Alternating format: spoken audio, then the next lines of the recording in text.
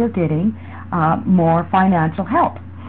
So, I grew up in a family that was very close to the church, a family that took part. My parents were very active. There was a problem. Okay, thank you for coming, Sheikh Mazin. Thank you for coming, and hope to see you again. And PM me when you're back around so we can have you come back in the room, okay? So thank you very much for coming. Yes. And blessings to you and your family. Okay, all right, thank you. And so, I had a lot of exposure to different communities within southern Saskatchewan. So I grew up doing many different things. Our family was extremely musical, and it wasn't just polka stuff or cowboy stuff. It was classical music. My family was very artsy, was into the arts, and so I grew up with that type of a background. And I went to school. I did very well in school. I've been working since the age of 15. I've always worked. Mainly because people just don't leave me alone.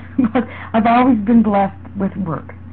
And so I worked myself right through. I did go to university. I did study music.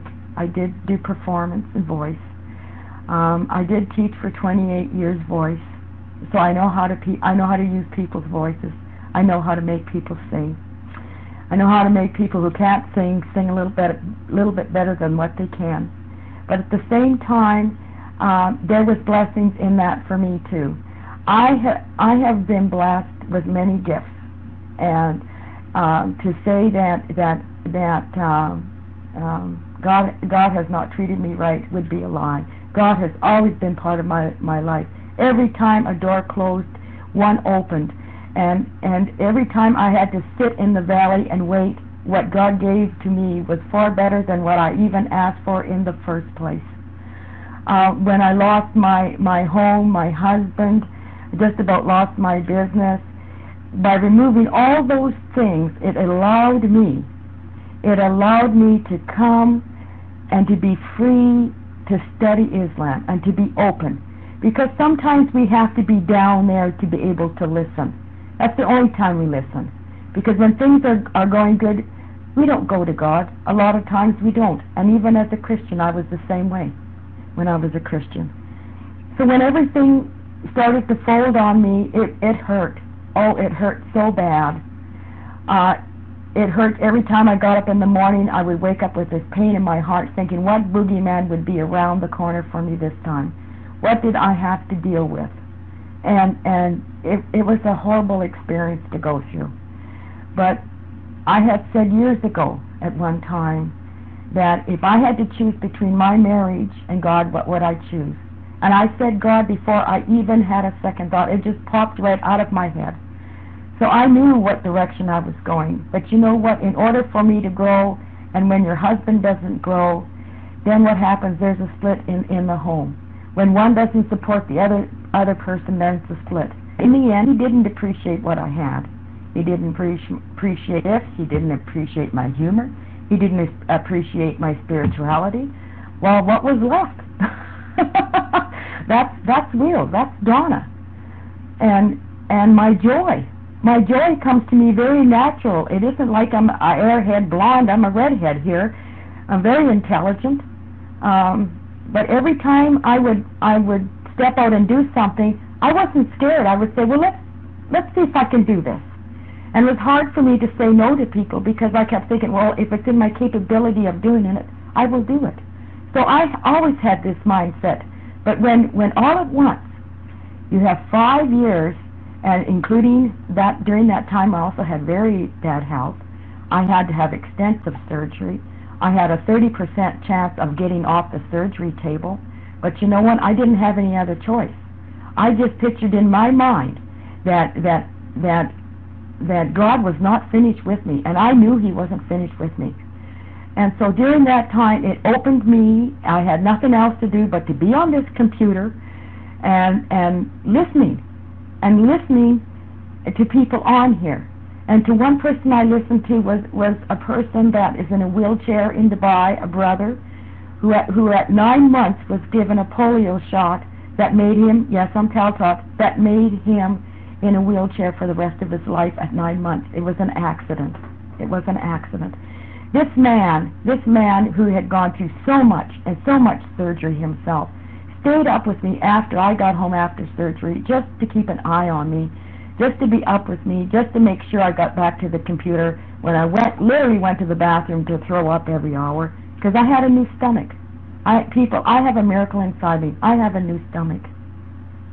I have a stomach that is working for me, and I am so much, I'm healthier than I have been in the last 15 years. So I've been given a miracle all over again.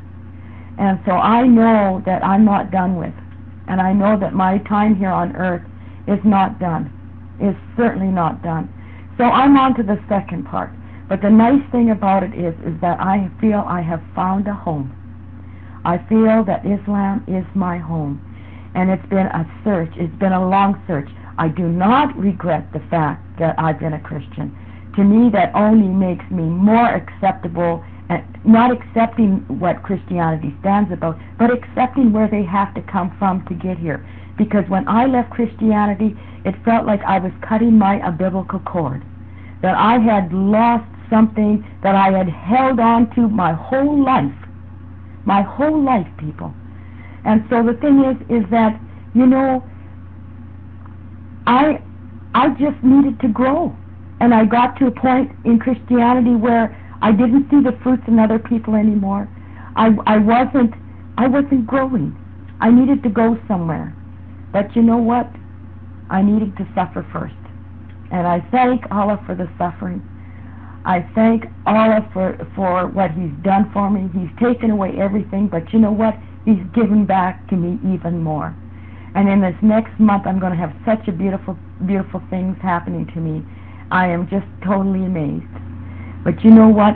It's going to be excited. For the first time in a long time, I'm so excited. And so that's why I feel this joy. That's why you hear this joy in my voice. Because, you know, I will never lose it now that I've got it back. I will never, ever allow anybody to step on wheels again and say, no, I don't like your laughter. No, I don't like your gifts. No, I don't like your spirituality. Yes, Allah is so loving, and He knows where I need to go, and I just have to be patient. It's a word that most of us hate, this word patience, because we keep thinking, oh, you know, I can be so patient for so many other people. I have been so patient for so many other people, but for myself, you know what? I don't have too much patience, and I have to learn patience for myself, because it's only been a year and a half since surgery. But you know what? Alhamdulillah, this week I was able to go back to the gym. Sure, I've been on the treadmill, but I'm going back to the gym this week, and you know what? It felt wonderful. It felt wonderful to do that again. And you're kind of wondering, what is Wheels doing at the gym? Well, Wheels is going to get a body made of steel. Wheels is arming herself, because you know there's work ahead of me. There's work ahead of me, because Islam is ahead of me, and I'm not done. I'm not done. So anyways, subhanallah, praise to Allah, praise to the people in this room who are here tonight, and I hope that you are open and that you can hear as many, many blessings that are going to come into this room, because we are a testimony. I say that to all the reverts. We are a testimony. If you only knew that we are a testimony. So anyways, if anybody else has anything else to share, please come up to the mic. And please come up to the mic and share with us.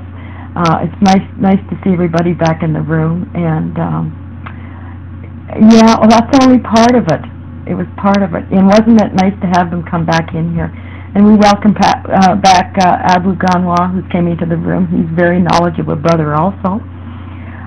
We have some other people that have been in this room tonight that are also very knowledgeable, and we need to recognize this. We need to recognize this, because you know what? They are our support. I always say that, you know, when I'm thinking, oh yeah, big problem on PAL tonight, yeah. So I always say, you know, the best thing you can do for yourself is to give yourself a good support system. That means put people around you that are going to lift you up, and you can lift them up at the same time, and you can go on with the work that Allah has put in front of you. My work isn't the work on earth here. My work is the work that Allah puts in front of me on my plate. Anyways, I'm going to drop the mic.